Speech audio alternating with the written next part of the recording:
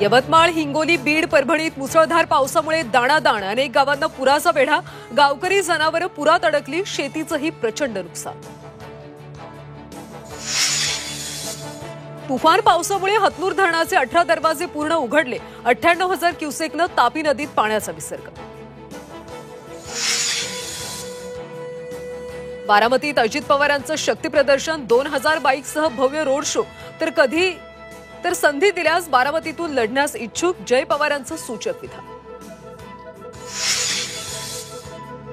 शरद पवार आजपासून 4 दिवस कोल्हापूर दौऱ्यावर. विधानसभा निवडणुकीच्या पार्श्वभूमीवर रणनीती ठरवणार. उद्या समरजित घाटगेंचा पक्षप्रवेश होण्याची शक्यता. फलटणमध्ये आज निंबाळकर अजित पवारांमध्ये बैठक. महायुतीतल्या वादावर चर्चा होण्याची शक्यता. रामराजे निंबाळकरांच्या भूमिकेकडे लक्ष. पुण्यात 12 तासात 2 हत्या. पुण्याचे माजी नगरसेवक वनराज आंदेकरांना गोळ्या झाडून संपवलं.